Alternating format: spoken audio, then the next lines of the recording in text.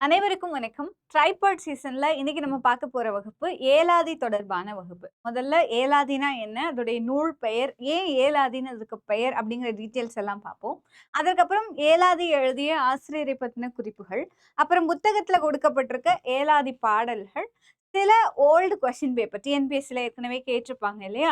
அந்த மாதிரி தான் இன்றைக்கான வகுப்பு இருக்கும். ஒரு சிம்பிளான வகுப்பு தான். ஆனா ஏலாதி நமக்கு சிலபஸ்லயும் இருக்கு. அடிக்கடி கேட்கிற ஒரு பகுதியாகவும் இருக்கு அப்படிங்கிறதுனால அதை நம்ம டீட்டெயிலா பார்ப்போம். ஏழாதி அப்படிங்கிற வார்த்தை வந்து ஏழாதி அப்படின்னு நிறைய பேர் படிச்சு 7 பொருட்கள் இருக்கும் அப்படின்னு ஞாபகம் வச்சுப்பாங்க. ஏழாதி அப்படிங்கிற வார்த்தை எங்க இருந்து வந்துச்சு அப்படின்னா, ஏலம் முதலிய 6 பொருட்கள் அடங்கிய ஒரு சூரணத்தோட பேர் தான் ஏலாதி. அதை வந்து ஒரு மருந்து பொருளாக உட்கொள்ளக்கூடிய ஒரு விஷயம். ஒரு சூரணம் தயாரிப்பாங்க இல்லையா? பொருட்களை ஏலம் அது வச்சு முதன்மையாக வச்சு மொத்தம் 6 பொருட்களை சேர்த்து இடிச்சு ஒரு சூரணம் தயாரிப்பாங்க. அந்த சூரணம் நம்மளுடைய உடல் உபாதைகளை முக்கியமா அஜீரணம் முதலான பிரச்சனைகள் இருக்கும் இல்லையா? உடல் உபாதைகளை நீக்கக்கூடிய ஒரு மருந்துக்கு அந்த சூரணத்திற்கு பெயர் தான் ஏலாதி.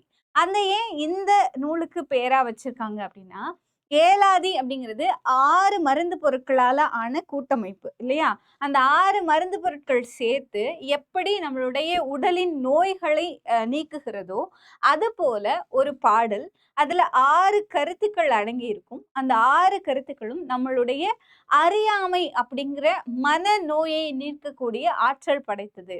அதனால தான் இந்த பாடலுக்கும் அந்த மருந்துக்கும் சேர்த்து ஒரு கனெக்ஷன் மாதிரி கொடுத்து ஏலாதி அப்படின்னு பேர் வச்சிருக்காங்க.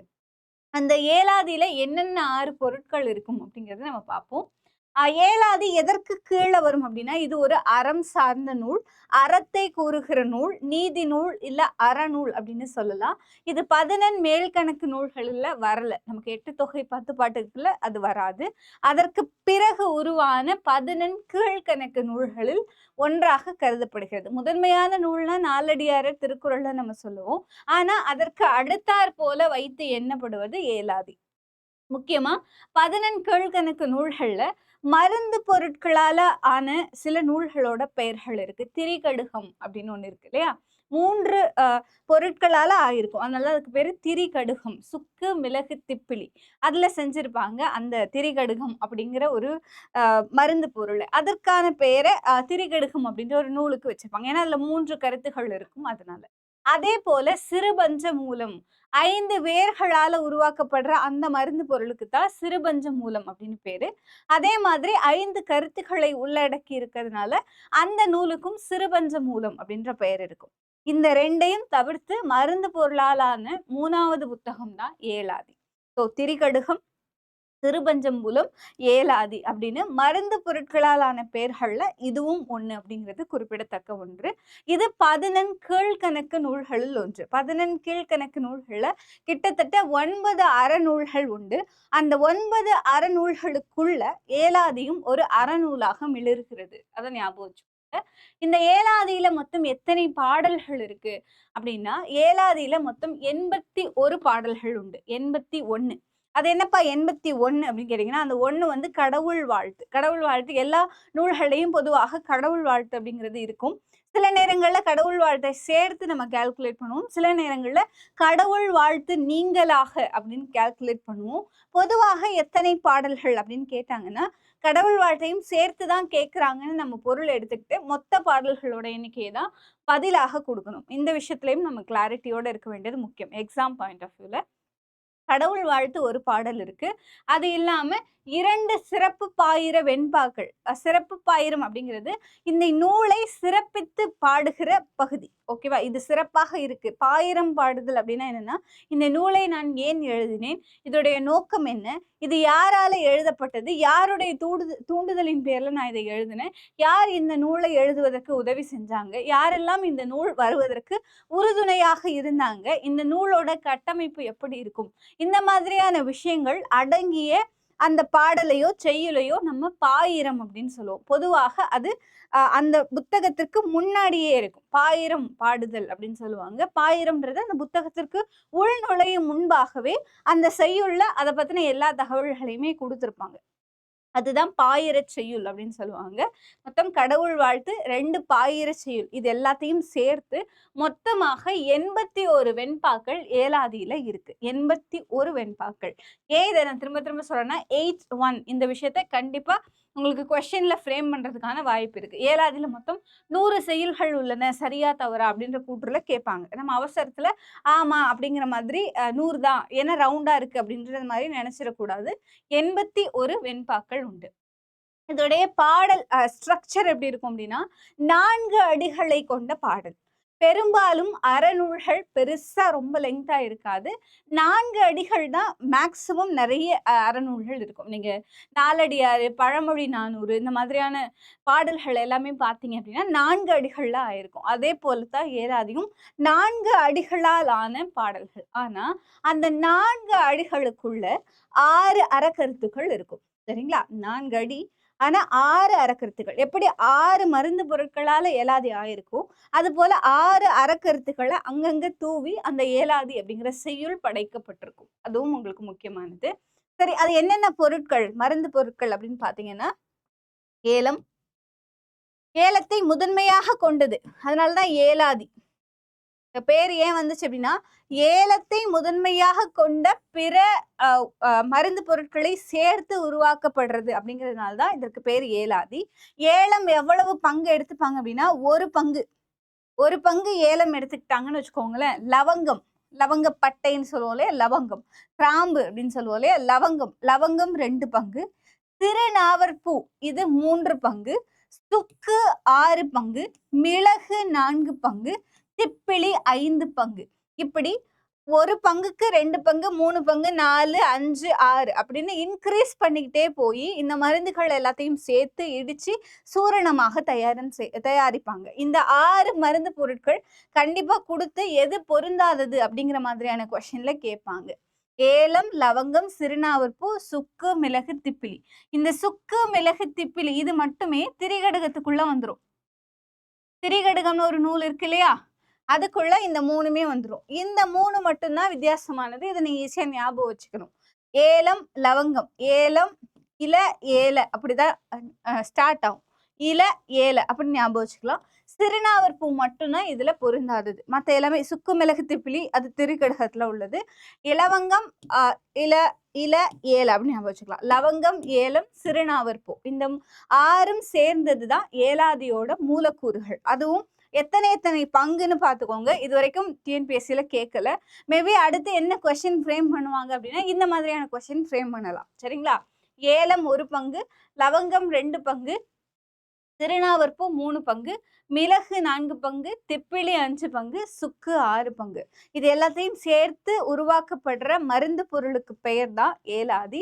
எப்படி இத்தனை பங்குகளை சேர்த்து ஏலாதி அப்படின்ற ஒரு மருந்து பொருளை உருவாக்கி அது உடல் நோயை தீர்ப்பதற்காக பயன்படுத்தப்படுகிறதோ அதே மாதிரி 4 அடிகள்ல 6 அறக்கருத்துக்களை கொடுத்து நம்மளோட மனதின் அறியாமை அப்படிங்கிற ஒரு நோயை குணப்படுத்துவதற்காக, நம் மன விகாரங்கள்ல இருந்து நம்மளை கொணர்வதற்காக எழுதப்பட்டதுதான் ஏலாதி அப்படிங்கிற நூல். சரிங்களா? ஏலாதியோட சிறப்பு என்ன அப்படின்னா, ஏலாதியில நிறைய அறக்கருத்துகள் இருக்கும். முக்கியமா கொல்லாமை முதலான சமண சமயத்திற்கே உரிய சில அறக்கருத்துக்களை ஏலாதியில பார்க்க முடியுது. இதன் விளைவாக ஏலாதி மேக்சிமம் சமண சமயத்தை சேர்ந்ததாக இருக்கலாம் அப்படின்னு சொல்லப்படுது. ஏன்னா கொல்லாமையை பத்தி எல்லாரும் தான் சொல்லியிருப்பாங்க. வள்ளுவர் சொல்லியிருப்பாரு, எல்லாருமே சொல்லியிருப்பாங்க. ஆனா சமண சமயம் கொல்லாமையை முதன்மை கருத்தாக கொண்டுள்ளது. அதை பேஸ் பண்ணியே இதுல நிறைய பாடல்கள் நம்மளால பார்க்க முடியுது. அப்படிங்கிறதுனால நிச்சயமாக ஏலாதி ஒரு சமண சமயத்தை சேர்ந்த நூலாக இருக்கலாம் அப்படிங்கிற ஒரு கருத்திற்கு உட்படுகிறது அப்படிங்கிறதையும் நம்ம பார்க்கிறோம். இதுதான் ஏலாதி தொடர்பான தகவல்கள். ஏலாதி எந்த கேட்டகரிக்குள்ள வரும் அப்படின்னா 11 கீழ்கணக்கு நூல்கள்ல ஒன்றாக வரும். மொத்த வெண்பாக்களின் எண்ணிக்கை 81. வெண்பா நல்லா தெரிஞ்சுக்கோங்க, வெண்பாவால ஆயிருக்கும். இன்னொரு முக்கியமான விஷயம், அறக்கருத்துக்களை தரக்கூடிய மேக்சிமம் அறநூல்கள் எல்லாமே வெண்பாக்கள்ல தான் ஆயிருக்கும். சரிங்களா? அதுல வேற பாவகைகள் அதிகமாக பயன்படுத்தியிருக்க மாட்டாங்க. நீங்க திருக்குறள் எடுத்தீங்கன்னா குறள் வெண்பா, அதுவும் வெண்பா தான், குறள் வெண்பாவா இருக்கும். மற்றபடி எந்த நூலை எடுத்துக்கிட்டாலும் அது அறக்கருத்துக்களை தரக்கூடிய நூல்கள் பெரும்பாலும் வெண்பா. ஏன்னா அது ஒரு கருத்தை சொல்வதற்கென்றே படைக்கப்படுற வகையில இருக்கிறதுனால வெண்பாக்கள்ல தான் ஆயிருக்கும். அப்போ 81 வெண்பாக்களால ஏலாதி ஆயிருக்கு. கடவுள் வாழ்த்து உட்பட 2 சிறப்பு பாயிரச் செய்யுள் உட்பட மொத்தம் 81 செய்யுள்கள் ஏலாதியில இருக்கு. ஓகேவா? 4 அடி செய்யுள், 4 லைன் இருக்கும். குவார்ட்டர் அப்படின்னு சொல்லுவாங்க இங்கிலீஷ்ல. குவார்டெட் அப்படின்னா 4 அடி அப்படின்னு சொல்லுவோம். 4 அடி செய்யுள். அதே நம்ம உருதுல சொல்லும்போது ருபாயத் அப்படின்னு சொல்லுவோம் இல்லையா? உமர் கயாம் எழுதிய பாடல்கள் ருபாயத் 4 அடி செய்யுள் அப்படின்னு சொல்லுவோம். தமிழ்ல 4 அடி அப்படின்னு சொல்றோம். 4 அடி செய்யுள், 6 அறக்கருத்துக்கள் அதற்குள்ள இருக்கும். எப்படி ஏலத்தை முதன்மையாக கொண்டு ஏலம், லவங்கம், சிறுநாவற்பூ, சுக்கு, மிளகு, திப்பிலி ஆகிய 6 பொருட்களை சேர்த்து ஏலாதி அப்படிங்கிற மருந்து பொருள் உருவாகி அந்த மருந்து உடலின் நோய்களை, உபாதைகளை நம்ம கிட்ட இருந்து நீக்குதோ, அதே போல 4 அடிகளில் ஆன 6 அறக்கருத்துக்கள் நம்மளுடைய மனதின் விகாரங்களை, மனதின் தீய எண்ணங்களை, அறியாமையை, நம்ம கிட்ட இருக்கிற மன நோய்களை, அது எல்லாத்தையும் வெளியே கொண்டு வர்றதுக்கு இந்த ஏலாதி அப்படின்ற செய்யுள் நமக்கு உதவுகிறது. அதனால அதுக்கு பெயர் ஏலாதி அப்படின்னு வச்சிருக்காங்க. ஏலாதியில நிறைய அறக்கருத்துக்கள் இருந்தாலுமே கூட கொல்லாமை முதலான சமண சமயத்திற்கே உரிய முக்கியமான கொள்கைகளை அது நமக்கு கொடுக்கறதையும் பார்க்க முடியுது. இதுதான் ஏலாதி தொடர்பான தகவல்கள். இப்போ ஏலாதி எழுதிய ஆசிரியரை பத்தி பார்க்கலாமா? அதை எழுதியவர் கனி மேதாவியர். கனி மேதாவியர் அப்படின்னு சொல்றோம். இது இவருடைய இயற்பெயர் கிடையாது. அவருடைய திறன் சார்ந்து, அவருடைய அறிவு சார்ந்து அவரை நம்ம வந்து கனி மேதாவியர் இல்ல கனி மேதையர், அது மருவி கனிமேதையர்னு கூட நம்ம சொல்றோம். ஆனா அவருடைய இயற்பெயர் இது கிடையாது. அதுவும் நமக்கு குறிப்பிடத்தக்க ஒன்று. கனி மேதாவியார் அப்படின்றது அவருடைய திறன் சார்ந்த அவருக்கு நம்ம அழைக்கிற பெயர் அப்படி. சரிங்களா?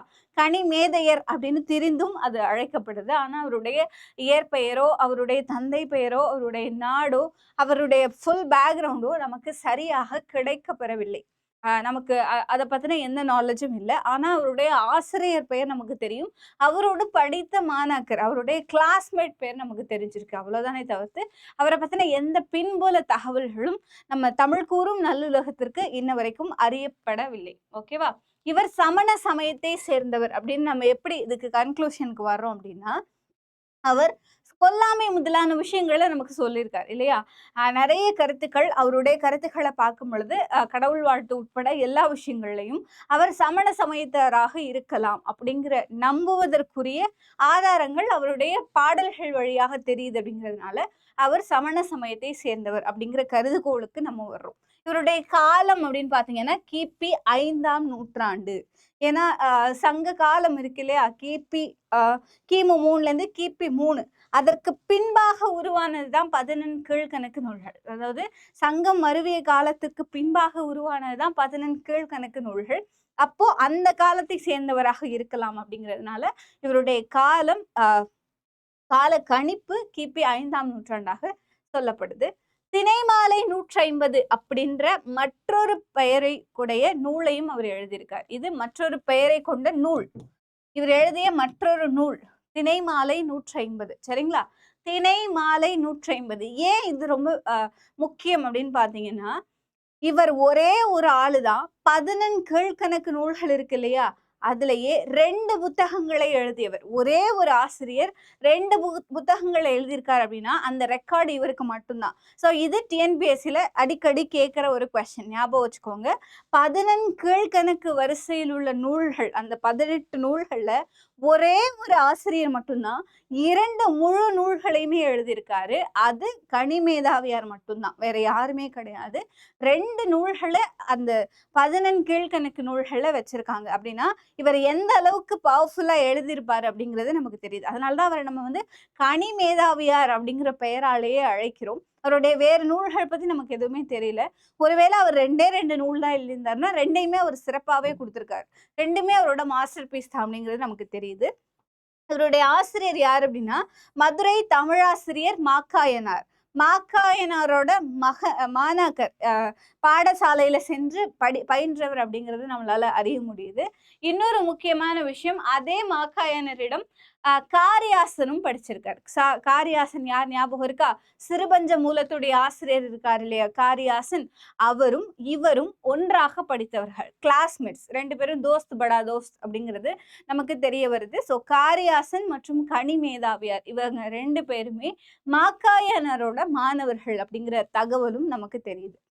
இவ்வளவுதான் இவரை பத்தி தெரிந்த தகவல்கள். நமக்கு இதை தாண்டி மற்ற விஷயங்கள் நம்மளுடைய தமிழ் கூறும் நல்லுலகத்திற்கு தெரியப்படவில்லை, அறியப்படவில்லை. ஓகேவா? அவருடைய பெயர் கனிமேதாவியார், கனிமேதையர் அப்படின்னு சொல்றோம். இவருடைய இயற்பெயர் நமக்கு அறியப்படவில்லை. இவர் சமண சமயத்தை சேர்ந்தவராக இருக்கலாம் அப்படிங்கிற ஒரு கருதுகோள் நம்ம கிட்ட இருக்கு.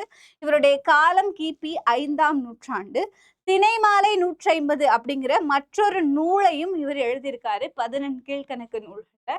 இதன் மூலம் 14 கீழ்கணக்கு நூல்கள்லேயே 2 நூல்களை எழுதிய ஒரே ஆசிரியர் அப்படிங்கிற பெயரும் இவருக்கு உண்டு. ஓகே, அது மட்டும் இல்ல, இவருடைய ஆசிரியர் பேர் யார் அப்படின்னு பாத்தீங்கன்னா மதுரை தமிழாசிரியர் மாக்காயனார் அப்படிங்கிறவர் தான் இவருடைய ஆசிரியர். இவருடைய ஆசிரியரிடம் கல்வி பயின்ற இன்னொரு முக்கியமான மாணாக்கர் யார் அப்படின்னா காரியாசன்.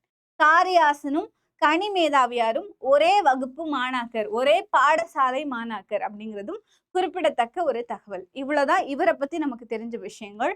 இப்ப நம்ம செய்யுள் பார்க்கலாமா? ஏலாதியில செய்யுள் பார்க்கலாம். இது ஓல்டு புக்ல இருக்கிற செய்யுள், இதுதான் கொடுத்துருக்காங்க, அதுதான் நம்ம பார்க்க போறோம். ஏலாதி.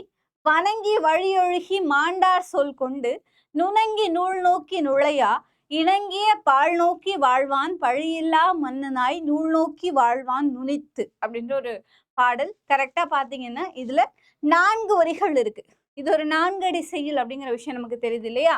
இதுல 6 அறக்கருத்துகள் இருக்கு. என்னென்ன அப்படின்னு பார்த்தோம்னா, வணங்கி வழியொழுகி, மாண்டார் சொல் கொண்டு, நுணங்கி நூல் நோக்கி, இணங்கிய பால் நோக்கி வாழ்வான் பழியில்லா மன்னனாய் நூல் நோக்கி வாழ்வான் நுனித்து அப்படின்னு இதுல 6 கருத்துக்களை கொடுத்திருக்காங்க. அதாவது வணங்கி வழியொழுகி அப்படிங்கிற வார்த்தைக்கு என்ன அர்த்தம் அப்படின்னா, வணங்கி வழி ஒழுகி, வணங்கினா பணிந்து, பிறருக்கு பணிந்து அப்படின்னு அர்த்தம்.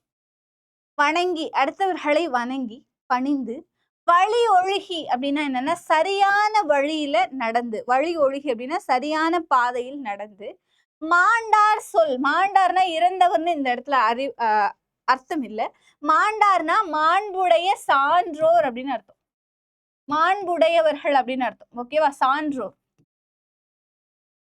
மாண்புடைய சான்றோர் அவர்களுடைய சொல் கொண்டு, அவர்களுடைய அறிவுரைகளை பின்பற்றி, நுணங்கி நூல் நோக்கி, நுணங்கி அப்படின்னா நுண்ணிய அறிவுடைய அப்படின்னு அர்த்தம், நுண்ணிய அறிவு அப்படின்னு அர்த்தம் நுணங்கினா. ஓகேவா? நுணங்கி நூல் நோக்கி, நிறைய நுண்ணறிவு நூல்களை ஆராய்ந்து, அவை நவளும் வண்ணம் இணங்கி, அதற்கு ஏற்றாறு போல வாழ்ந்து, அந்த நூல்களை பார்த்து அத வழியாக நீ வாழ்ற அப்படின்னா, அப்படி பால் நோக்கி வாழ்வான், அப்படி அந்த புத்தகம் சொல்வதை ஆராய்ந்து அதுபடி அது சொல்கிற வண்ணம் வாழ்கிற ஒருவன் பழியில்லா மன்னனாய் வாழ்வான். அவன் இந்த உலகம் போற்றும்படி பழியில்லா மன்னனாகவும் நூல் நோக்கியும் வாழ்வான். நூல் நோக்கினா இந்த உலகத்துடைய நூல்கள் எல்லாம் போற்றும் வண்ணம் அவன் ஒரு வாழ்க்கையை வாழ்வான் அப்படின்னு கொடுத்துருக்கான். சரிங்களா? வணங்கி மற்றவர்களுக்கு பணிந்து, வழி ஒழுகி சரியான வழியில் நடந்து, மாண்புடையவர்களின் சொல் கேட்டு அதன்படி நடந்து, மாண்புடைய சொல் மட்டும் போதுமா அப்படின்னா நிறைய அறிவு சார்ந்த நுண்ணறிவு நூல்களை படித்து, அந்த நூல்களை படித்து அந்த நூல்கள் சொல்கிற வண்ணம் அதை ஃபாலோ பண்ணி வாழ்ற ஒருத்தவன் எப்படிப்பட்டவனாக வாழ்வான் அப்படின்னா, இந்த உலகமே அவனை நேசிக்கிற மாதிரி பழி இல்லாதவனாக வாழ்வான். மேலும் நூல்கள் எல்லாமே அவனை உயர்ந்தவனாக போற்றும்படி வாழ்வான் அப்படின்னு 6 கருத்துக்களை இந்த புத்தகத்துல கொடுத்துருக்காங்க, இந்த செய்யுள்ல கொடுத்துருக்காங்க. சரிங்களா? வணங்கி வழியொழுகி, மாண்டார் சொல் கொண்டு, நுணங்கிய நூல் நோக்கி, நுழையா இணங்கிய பால் நோக்கி வாழ்வான் பழியில்லா மன்னனாய் நூல் நோக்கி வாழ்வான் நுனித்து அப்படின்னு கொடுத்துருக்காங்க. சரிங்களா? 6 அறக்கருத்துக்கள் இதுல இருக்கு, 6 விஷயங்கள், 6 அட்வைஸ் கொடுத்துருக்காங்க. எப்படி ஒரு மன்னன் இந்த பூமியில வாழணும் அப்படிங்கிறதுக்கு. இதுதான் ஏலாதி நமக்கு கொடுக்கப்பட்டது. ரொம்ப இலகுவான பாடல் தான். அப்புறம் சிறப்பு தமிழ் இருக்கு இல்லையா? நமக்கு 12th சிறப்பு தமிழ். அதுல 2 பாடல்கள் குடுத்திருக்காங்க. "தாவது எளிது அரிது சான்றாண்மை. நல்லது மேவல் எளிது அரிது மெய்ப்போற்றல். ஆவதற்கான சேரல் எளிது நிலை அரிது தெள்ளியராய் வேரல் எளிது அரிது சொல்" அப்படின்னு இந்த இடம் மட்டும் தையல்ல ஒரு விளையாட்டு விளையாடி இருக்காரு அவர். வேரல் அரிது எளிது சொல் இப்படி படிக்கணும். இந்த செய்யுளோட கடைசி சொல்ல மட்டும் கொண்டு கூட்டு பொருட்கொள்னு நம்ம சொல்லுவோம் இல்லையா? சிதறி இருக்க வார்த்தைகளை இப்படி அப்படி நம்ம இடம் மாத்தி அடி மாற்றி பொருட்கோள் அந்த பொருள் கொள்ளுதல் மாதிரி இதுல படிக்கணும். சரிங்களா? சாவது எளிது அரிது சான்றாண்மை. செத்து போறது ரொம்ப எளிது இல்லையா? ஒரு ஒரு நொடிதான் சாவணும் அப்படின்னு நினைச்சிட்டோம்னா ஒரு நொடிதான். ஆனா சான்றாண்மையோடு இந்த உலகத்தில் வாழ்வதுதான் கடினம். நான் இந்த உலகத்துல எனக்கு இந்த உலகம் எவ்வளவு கடினத்தை கொடுத்தாலும் இந்த உலகத்தில் நான் நல்லவனாக வாழ்ந்து நான் எப்படிப்பட்டவனும் ப்ரூவ் பண்ணாம இந்த உலகத்தை விட்டு போக மாட்டேன் அப்படின்னு வாழ்றது ரொம்ப கஷ்டம். ஆனா செத்து போறது ரொம்ப எளிது. சாவுன்னு நினைக்கிறீங்க, செத்து போறது எளிதுதான் அப்படின்னு சொல்றாங்க. அதாவது தற்கொலை கூடாது அப்படிங்கிற விஷயமும் சமண சமயத்தோட ஒரு கொள்கை. அந்த விஷயத்தையே ஃபர்ஸ்ட் லைன்லயே அவர் சொல்லிட்டார். எல்லா மதங்களுமே அதைத்தான் சொல்லுது இல்லையா? தற்கொலை தான் பாப செயல்கள்ல பெருசு அப்படிங்கிறத பைபிள், குரான் உட்பட எல்லா மதங்களுமே நமக்கு போதிச்சுட்டு போகுது. அதே விஷயத்தை தான் அவர் சொல்லியிருப்பார். சாவது எளிதுப்பா, செத்து போறதுக்கு ஒரு நிமிஷம் போதும். ஆனா சான்றாண்மையோட இங்க வாழ்வது அரிது அப்படின்னு. நல்லது மேவல் எளிது. நல்லது அடுத்தவனுக்கு சொல்றது எளிது. இது பண்ணு, நீ தர்மம் பண்ணு, நீ கொடை கொடு, நீ பொய் சொல்லாம இரு, நீ திருடாத, நீ பொய் சொல்லாத, நீ ஏமாத்தாத, அடுத்தவங்களுக்கு துரோகம் பண்ணாத, இத பண்ணாத, அத பண்ணாதன்னு சொல்றது. நல்லது மேவல் எளிது. அடுத்தவங்களுக்கு சொல்றது ரொம்ப ஈஸி.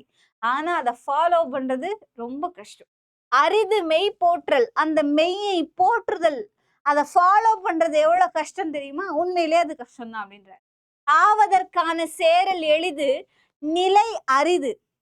ஒரு விஷயத்த செய்யணும் அப்படின்னா ஆரம்பிக்கிறது ரொம்ப ஈஸி. ஒரு விஷயத்தை தொடங்குதல் ரொம்ப ஈஸி. ஆனா அதில் நிலை பெற்று நிற்பது ரொம்ப ரொம்ப ரொம்ப கடினம். ரொம்ப அழகான பாடல். நீங்க பாருங்க, ஒரு விஷயம் எல்லாமே சொல்றது ஈஸிப்பா, செய்யறது கஷ்டம் அப்படின்னு நம்ம சொல்றோம் இல்லையா? அதை ரொம்ப இலகுவாக அழகா சொல்லியிருக்காரு. தெள்ளியராய், நல்ல தெளிந்த அறிவுடையவராய், சொல்லுதல் எளிது ஆனால் வெல்லுதல் அரிது. வேறெல்லாம் வெற்றி கொள்ளுதல். சரிங்களா? சில விஷயங்களை சொல்றது ஈஸி, செய்யறது கஷ்டம் அப்படின்னு சொல்லுவாங்களே. வள்ளுவரே சொல்லியிருப்பார். சொல்லுதல் யாருக்கும் எளிய அறியவாம் சொல்லிய வண்ணம் செயல் அப்படின்னு. அதேதான் இவர் சொல்லியிருக்கார். சொல்லுதல் ரொம்ப இலகுவானது. ஆனா அதை வெற்றி காணுதல் அப்படிங்கிறது ரொம்ப ரொம்ப கடினமானது அப்படிங்கிற விஷயத்த அப்படியே இடம் மாத்தி சொல்லியிருக்காரு. இததான் இதுல 6 விஷயமா நமக்கு சொல்லியிருக்காரு. எது ஈஸி, எது கஷ்டம் அப்படின்னு. ஓகேவா? அடுத்து ஊனோடு கூரை எழுத்தாணி புத்தகம் பேனொடும் என்னும் எழுத்திவை மானொடு கேட்டெழுதி ஓதி வாழ்வார்க்கின்றார் இம்மையான் வேட்டெழுத வாழ்வார் விரிந்து அப்படின்னு சொல்லி. ஓகே. இந்த உலகத்துல நம்ம நிறைய தர்மம் செய்வோம் இல்லையா? நம்ம அடுத்தவங்களுக்கு கொடை கொடுப்போம், அடுத்தவங்களுக்கு உதவி செய்வோம், கஷ்டத்துல இருந்தாங்கன்னா பணம் கொடுப்போம், பசியில இருந்தாங்கன்னா சாப்பாடு கொடுப்போம். இந்த மாதிரி இந்த ஒரு நாள் தங்கிட்டு அப்பெல்லாம் பழைய கால வீடுகள்ல எல்லாம் திண்ணை அப்படிங்கிற ஒரு முறை இருக்கும் இல்லையா? முற்றம் திண்ணை அப்படின்ற ஒரு இடம் இருக்கும். வழிபோக்கர்கள் வந்து போறதுக்காக போறவங்க அந்த திண்ணை வீடுகள்ல தங்கிட்டு போவாங்க. அது நம்ம உறைவிடமும் கொடுத்துருக்கோம். அப்போ அவங்களால அஃபோர்ட் பண்ண முடியாத நேரங்கள்ல வாசல்லையே தங்கிட்டு போறதுக்கான ஒரு இடம் நம்ம கொடுப்போம். இப்போ வெயில் காலம் ஆரம்பிச்சிடுச்சு. பறவைகள், விலங்குகள்லாம் ரொம்ப கஷ்டப்படும் அப்படிங்கிறதுக்காக வீட்டு வாசல்கள்ல நம்ம தண்ணி குடம், இல்ல குடிக்கிறதுக்காக தண்ணி பாத்திரம் வச்சு தண்ணி ஊத்திட்டு வர வழக்கம் நம்ம எல்லாருக்குமே இருக்கும். இயல்பாகவே நம்ம நிறைய உதவி செய்யற குணம் படைத்தவர்கள் தான். ஆனா எந்த விஷயத்தில் நீங்கள் உதவி செய்தால் அடுத்த பிறவின்னு ஒண்ணு இருந்துச்சு அப்படின்னா அதுல நீங்கள் கொடை கொடுப்பவர்களாக வள்ளல்களாக பிறப்பீர்கள் அப்படின்னு இவர் சொல்றார். ரொம்ப இன்ட்ரெஸ்டிங்கா சொல்றாரு. நீ இந்த விஷயம் கொடு, இந்தந்த விஷயங்கள்ல நீ அடுத்தவனுக்கு உதவி செய்தா அடுத்த பிறவின்னு ஒண்ணு இருந்து நீ அடுத்த பிறவில பிறந்தா வள்ளலாக பிறப்பாய், வள்ளலாக இந்த உலகத்திலேயே போற்றப்படுவாய் அப்படின்னு சொல்லியிருக்காரு. என்னென்ன விஷயங்கள் நீங்க கொடுக்கணும் அப்படின்னா ஊனோடு, ஊன்னா உணவு, அதோடு கூரை, கூரைன்னா இருக்கிற தங்குற இடம். ஓகேவா? எழுத்தாணி புத்தகம், இந்த விஷயத்த அவர் ஆட் பண்றார். நீங்க வெறும் உணவு, உடை, இருப்பிடம் இதை தாண்டி அடுத்தவனுக்கு கல்வியை தானமாக கொடுங்கள். ஒருத்தனுக்கு படிக்க கஷ்டமா இருக்கா, அவனுக்கு ஃபீஸ் கட்டு. ஒருத்தவனுக்கு புக்கு வாங்க முடியலையா, அவனுக்கு ஹெல்ப் பண்ணு. எழுத்தாணி கொடு, புத்தகம் கொடு. ஒருத்தவனின் அறிவை திறந்தவை, அவனை பெரிய ஆளாக்கு. வெறும் சாப்பாட்டை சோத்தையும் போட்டு அவனை அடிமையா வச்சுக்காத. அவனுக்கு புத்தகத்தையும் எழுத்தாணியையும் நீ உதவியாக செய். பேனோடும் எண்ணும் எழுத்து, இந்த எண்ணும் எழுத்தையும் அவனுக்கு நீ கொடுத்துட்ட அப்படின்னா அதை அவன் கற்றுட்டான்னு வச்சுக்கோங்களேன், அவன் கேட்டு எழுதி ஓதுவாருக்கு. அந்த மாதிரி நீங்கள் அவனுக்கு கல்வியை கொடுத்து அவனை நீங்க சிறப்பானவர்களாக மாற்றிவிட்டால் இப்பிறப்பையில் உங்களுக்கு நீங்க நல்லவன்ற பாராட்டு பெரும் வள்ளலாக நீங்க இருப்பீங்க. இந்த பிறவி மட்டும் இல்ல, இது எல்லா பிறவிகளுக்கும் உங்களை வள்ளல்னு போற்றும் அளவுக்கு வைக்கும் அப்படின்னு சொல்றாரு. சொல்ல போனா இந்த பிறவியிலேயே நீங்கள் வள்ளலாக வாழலாம் அப்படின்னு சொல்றாரு. ஏன்னா மறுபிறவியில சமண சமயத்திற்கு பெரிய உடன்பாடு இல்லை. ஆனால் நீங்கள் வள்ளலாக வாழணும் அப்படின்னா நிச்சயமாக ஊன், உடை, இருப்பிடம் இது எல்லாத்தையும் கடந்து எழுத்தாணியையும் புத்தகத்தையும் ஒருவனுக்கு தானமாக கொடுங்கள். உங்களால முடிஞ்சது அப்படின்னா பிறருக்கு உதவுங்கள். இதை கொடுக்கும் பட்சத்துலதான் நீங்கள் வள்ளலாக மாறுவீர்கள். உங்களை இந்த உலகம் வள்ளலாக பார்க்கணும் அப்படின்னா வெறும் உணவு, உடை, இருப்பிடம் இதை கடந்து ஒருவனுக்கு எழுத்தாணியையும் புத்தகத்தையும் எண்ணையும் எழுத்தையும் கற்கும் அளவிற்கான உங்கள் கல்வியையும் நீங்க அடுத்தவங்களுக்கு கொடுங்க அப்படின்னு சொல்லி ரொம்ப அழகா இந்த செய்யுளை எழுதியிருக்காரு. இதுலயும் 6 அரிய கருத்துக்கள் இருக்கு. சரிங்களா? இதோட நமக்கு புத்தகத்துல கொடுத்துருக்கிறது முடிஞ்சிடுச்சு. இப்ப நம்ம ஓல்டு கொஸ்டின் பேப்பர்ல எப்படி இதுல இருந்து கொஸ்டின் கேட்கறாங்க அப்படிங்கறத பார்ப்போம். முதல் கேள்வி, ஏலாதி எந்த நூல் வகையை சார்ந்தது? எந்த நூல்? 11 கீழ்கணக்கா, ஐஞ்சிறுங்காப்பியமா, ஐம்பெருங்காப்பியமா, 11 மேல் கணக்கா அப்படின்னு கேட்டிருக்காங்க. நம்ம ஏற்கனவே பார்த்ததான். மேல் கணக்கு அப்படிங்கிறது 10 பாட்டும் 8 தொகையும் மட்டும்தான். 8 தொகை இதுக்குள்ள அவங்க வருவாங்களா அப்படின்னா கண்டிப்பா வரமாட்டாங்க இல்லையா? அறநூல்கள் மட்டும்தான் 11 கீழ்கணக்கு நூல்கள்ல வருவாங்க. அப்ப அறநூல்கள்ல ஒன்னாதான் இந்த ஏலாதி இருக்கு. நிச்சயமா இது 11 கீழ்கணக்கு நூல்கள்ல ஒண்ணு. சரிங்களா? அடுத்து, மருந்து பொருட்களின் பெயரில் அமைந்த 2 நூல்கள். இதுல 2 நூல்கள் என்னென்ன இருக்கு அப்படின்னு பாத்தீங்கன்னா, திருகடுகம், ஏலாதி, இன்னா 40, இனியவை 40, திருக்குறள், நன்னூல், நற்றிணை, அகநானூறு. இதுல எந்த டைட்டிலுமே நற்றிணை, அகநானூறு, நன்னூல், திருக்குறள், இன்னா 40, இனியவை 40 இது எதுவுமே மருந்து பொருட்களால ஆகல. ஆனா இது எல்லாமே இதுல திருக்குறள், இன்னா 40, இனியவை 40 இது எல்லாமே அறம் சார்ந்த நூல்கள் தான். நற்றிணை, அகநானூறு 8 தொகை நூல்கள்ல வரும். இது அறம் சார்ந்தது இல்ல, அறநூல் கிடையாது. ஓகேவா? இது கிடையாது. ஆனா இந்த நன்னூல் இது நன்னூலை நம்ம என்னவா எடுத்துக்கலாம்னா இலக்கணம் சார்ந்த நூல். மத்த 3 அறநூல்கள் தான். இது 3 அறநூல் தான். ஆனா அது எதுவுமே மருந்து பொருளால அமையல. மேல பாத்தீங்கன்னா திரிகடுகம், சுக்கு, மிளகு, திப்பிலி நம்ம பார்த்ததுதான். ஏலாதி இப்ப பார்த்தோம் இல்லையா? சுக்கு, மிளகு, திப்பிலி, ஏலாதி, லவங்கம், சிறுநாவற்பூ. இது இல்லாம சிறுபஞ்ச மூலம், இதுலயும் 5 வகையான வேர்களுடைய பெயர் இருக்கும். இது 3 தான் மருந்து பெயரில் அமைந்த நூல்கள். ஆனா கொஸ்டின்ல கேட்டிருக்கிறது 2. சோ திரிகடுகம், ஏலாதி. ஒருவேளை சிறுபஞ்சம் மூலமும் கொடுத்து உங்களை கன்ஃபியூஷன் பண்றதுக்கான சான்சஸ் இருக்கு. இது 3மே மருந்து பொருட்களின் பெயரில் அமைந்த நூல்கள். சரிங்களா? அடுத்து 11 கீழ்கணக்கு நூல்களுள் ஒரே ஒரு நூலாசிரியர் மட்டும் 2 நூல் படைத்துள்ளார். அவர் யார்? கபிலர், நல்லாதனார், மூவாதியார், கனிமேதாவியார். ஏற்கனவே சொன்னதுதான். 11 கீழ்கணக்கு நூல்கள்ல ஒரே ஒரு ஆசிரியர் மட்டும்தான் 2 நூல்களை அந்த 11 கீழ்கணக்கு நூல்களுக்குள்ள எழுதியிருக்கார். அவர் கனிமேதாவியார் மட்டும்தான். அந்த நூல்கள் என்னென்னு கொஸ்டின் கேட்கலாம். 1 ஏலாதி, இன்னொன்னு திணைமாலை 150. ஓகேவா? 2 நூல்கள் அவர் எழுதியிருக்காரு. ஏலாதி 1, திணைமாலை 150 1. இப்படியும் கொஸ்டின் கேட்பாங்க. ஒரே ஒரு நூலாசிரியர் 2 நூல். அந்த ஆசிரியர் பேரு கனிமேதாவியார். அந்த 2 நூல்கள் பேர் என்ன? ஏலாதி, திணைமாலை 150. நிச்சயமா கேட்கறதுக்கு பாசிபிலிட்டிஸ் இருக்கிற ஒரு இடம் அது. அடுத்த கேள்வி, கனிமேதாவியார் எந்த சமயத்தை சார்ந்தவர்? ஏற்கனவே நம்ம பார்த்ததுதான். கொல்லாமை முதலிய உயரிய கருத்துக்களை சொல்லியிருக்காரு. அது சமண சமயத்திற்கே உரித்தானது இல்லையா? அதனால இவர் சமண சமயத்தை சேர்ந்தவராக இருக்கலாம் அப்படிங்கிற ஒரு கருதுகோளுக்குள்ளதான் நம்ம வந்திருக்கோம்.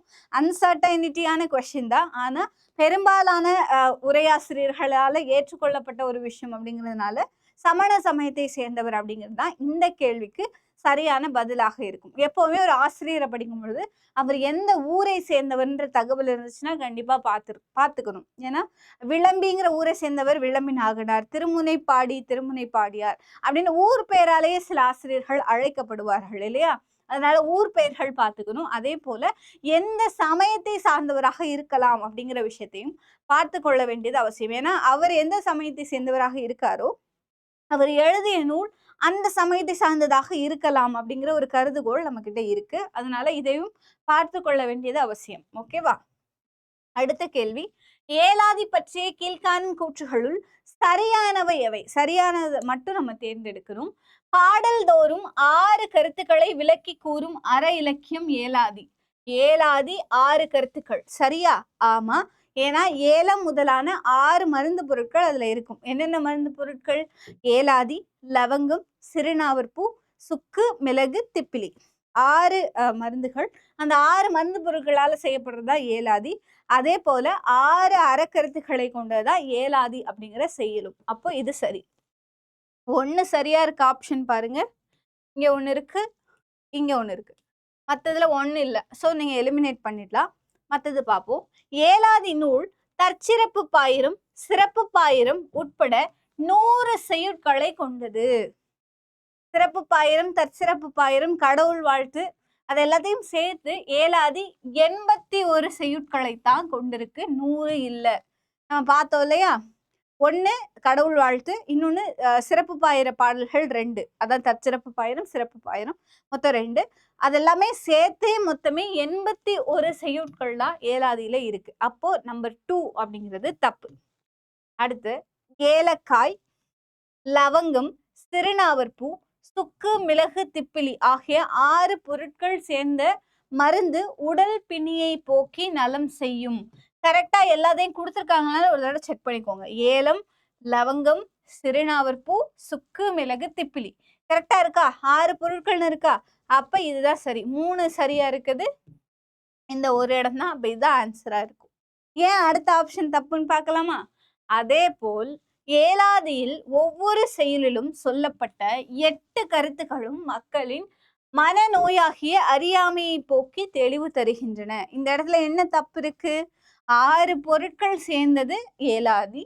அது போல 6 கருத்துக்களை கொண்டது ஏலாதி என்னும் செய்யுள். ஆனா நம்பர்ஸ்ல மிஸ்டேக் கொடுத்துருக்காங்க பாருங்க. அங்க 100, இங்க 8. 2 நம்பர் தான் மாத்திருக்காங்க. ஆனா இந்த கொஸ்டினை ட்ரிக்கியா மாத்திருக்காங்க. அதனால எப்போலாம் கவுண்டிங்ஸ் வருதோ, செய்யுள் இல்ல மருந்து பொருட்கள் இந்த மாதிரியான இடத்துல எல்லாம் நம்ம கவனமா இருக்குது முக்கியம் அப்படிங்கிறதுக்காக தான் இந்த கொஸ்டினை நம்ம பாக்குறோம். சரிங்களா? இந்த மாதிரி தான் ட்விஸ்ட் வச்சு கொஞ்சமா திருகி விட்டு கொஸ்டினை கேட்பாங்க. கேள்வி எப்படியிலிருந்து கேட்கப்பட்டாலும் சரி, அதற்கான பதில் நம்ம தெளிவா இருக்கிற பட்சத்துல ரொம்ப தெளிவாகவே பதில் அளிச்சிட முடியும். இந்த வகுப்பு உங்களுக்கு புரிஞ்சிருக்கும், பிடிச்சிருக்கும் அப்படின்னு நம்புறேன். அடுத்த வகுப்புல வேற ஏதாவது ஒரு புதிய தகவலோட புதிய தலைப்பின் கீழே சந்திக்கலாம். நன்றி.